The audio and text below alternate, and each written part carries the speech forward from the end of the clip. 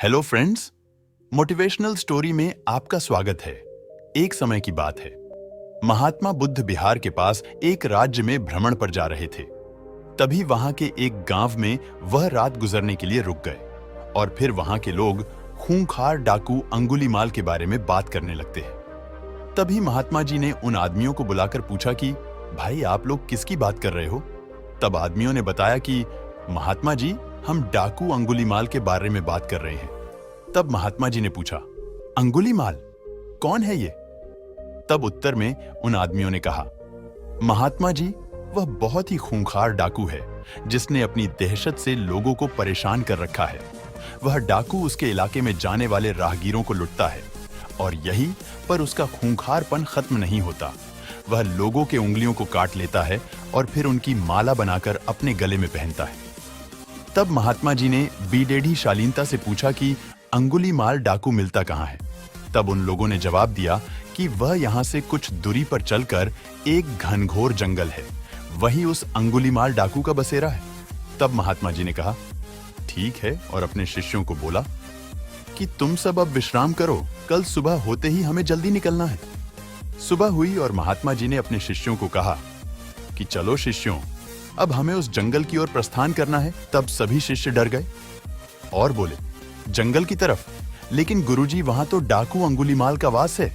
अगर हम वहां जाएंगे तो वह हमें मार डालेगा और हमारी अंगुलियां काटकर उनकी माला बनाकर धारण करेगा। तब महात्मा जी बोले कि शिष्यों, कभी भी किसी परिस्थिति में डरना नहीं चाहिए, लेकिन कोई बात नहीं, अगर तुम लोग नहीं जाना चाहते तो कोई बात नहीं, मैं तुमको वहां जाने के लिए बाध्य नहीं करूंगा, जैसी तुम्हारी इच्छा। महात्मा जी जंगल की तरफ प्रस्थान करने के लिए ज्यों ही प्रस्तुत हुए, गांव के लोगों और शिष्यों ने उन्हें बहुत रोका, लेकिन वह नहीं माने और जंगल की ओर चल पड़े डाहे।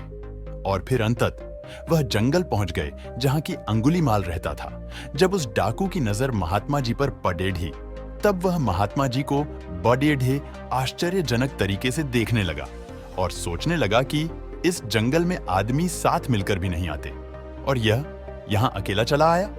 तब उसने महात्मा जी से पूछा कि कौन हो तुम? महात्मा जी ने कहा, मैं एक राहगीर हूं। अंगुलीमाल ने कहा, भाई तुम यहां अकेले आ गए हो, तुम्हें पता नहीं मैं कौन हूं? तब महात्मा जी ने जवाब दिया कि हां, तुम भी मेरे ही तरह एक इंसान हो। तब अंगुलीमाल ने कहा कि लगता है तुम इस जगह नए आए हो, तुम्हें शायद मेरा नाम नहीं पता। उसने बड़े शालीनता से कहा। महात्मा जी ने कहा, मुझे तुम्हारे बारे में गांव वालों ने बताया था। तब अंगुलीमाल ने कहा, फिर भी तुम यहां चले आए, तुम्हें मुझसे डर नहीं लग रहा क्या?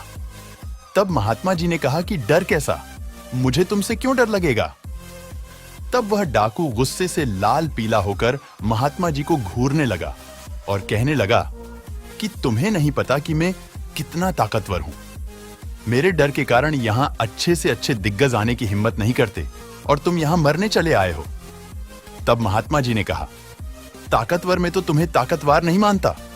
तब तो गुस्से से लाल आंखें करके वह डाकू महात्मा जी को देखने लगा। तब अंगुलीमाल ने कहा कि तुम्हें नहीं पता कि मैं कितने आदमियों को मार चुका हूं। मेरे गले में यह माला देख रहे हो, मैंने उन आदमियों को सिर्फ लुटता नहीं हूं, बल्कि उनके हाथ की उंगलियां को काटकर अपनी माला में पिरो लेता हूं। यह कहते हुए अंगुलीमाल जोर जोर से हंसने लगा। महात्मा जी मंद मुस्कान के साथ हंसने लगे। तब वह डाकू आश्चर्य से महात्मा जी को देखने लगा और सोचने लगा कि अरे यह कैसा इंसान है, मुझसे डरने की बजाय यह हंस रहा है। तब अंगुलीमाल ने कहा कि लगता है तुम्हारा मानसिक संतुलन ठीक नहीं है, यह सुनकर तुम्हें सदमा लग गया है। महात्मा जी ने कहा, मुझे कोई भी सदमा नहीं लगा और न मेरा मानसिक संतुलन खराब है। अंगुलीमाल ने कहा, तुम्हें मुझ जैसे ताकतवर डाकू से डर नहीं लग रहा और यह सब सुनकर भी तुम मेरे सामने खड़ी डेचे हो, यह उससे भी ज्यादा आश्चर्य की बात है। तब महात्मा जी ने कहा, कौन ताकतवर? तुम तो मुझे सबसे ज्यादा डरपोक लगते हो। इतना सुनते ही अंगुलीमाल क्रोध से तिलमिला गया और उसने अपनी तलवार निकाल ली और महात्मा जी के गले पर लगा दी। तब महात्मा जी ने कहा, मेरी बात तो सुनो भाई। उसने बोला, जल्दी बोल, अब मैं तेरे मुख से और कुछ नहीं सुनना चाहता। अरे भाई, अगर तुम सच में ताकतवर हो तो तुम सिद्ध करो, तब मैं मानूंगा। अंगुलीमाल ने कहा, अच्छा बता, मुझे क्या करना होगा? अपने ताकतवर सिद्ध होने के लिए। तब महात्मा जी ने कहा कि तुम्हें वो पैदाश दिख रहा है। अंगुलीमाल ने कहा, हाँ दिख रहा है, तो क्या करना है? उस पैड्डा को गिराना है। महात्मा जी ने कहा, नहीं, तुम्हें सिर्फ उस पेड्डल से 10 पत्ते तोड़ कर लाने हैं। इतना सुनकर अंगुलीमाल जोर जोर से हिंसने लगा और हिंसते हिंसते पेड्डर से पत्ते तोड़ डाल लाया और महात्मा जी को देने लगा। महात्मा जी ने कहा, जाओ अब यह पत्ते उस पेड्डा पर वापस जोड़ कराओ। तब अंगुलीमाल हैरानी से महात्मा जी को देखने लगा। तब महात्मा जी ने कहा, क्यों, क्या हुआ? जाओ जोड़ कराओ इन पत्तों को। तब अंगुलीमाल बोला कि यह कैसे हो सकता है कि एक बार कोई चीज टूट जाए, वह वापस कैसे जुड़ सकती है? तब महात्मा जी बोले, क्यों, तुम तो बहुत ताकतवर हो ना, फिर इन पत्तों को तुम क्यों नहीं जोड़ सकते? मैं तो तुम्हें जब ही ताकतवर मानूंगा जबकि तुम यह पत्ते वापस पेड्डा से जोड़ दोगे, नहीं तो तुम डरपोक हो मेरी नजर में। असली ताकतवर तो वह होता है जो कि टूटी हुई चीजें जोड़ दे, जो चीजें तोड़े वो कैसा ताकतवर। यह सुनकर अंगुलीमाल महात्मा जी के चरणों में गिर गया और उनसे कहने लगा कि महाराज जी मुझे क्षमा करे। सचमुच मुझे आज एहसास हुआ कि मैं कितना बड्ढा पापी हूं। मैंने कितने निर्दोष लोगों का खून बहाया और उन्हें लुटा।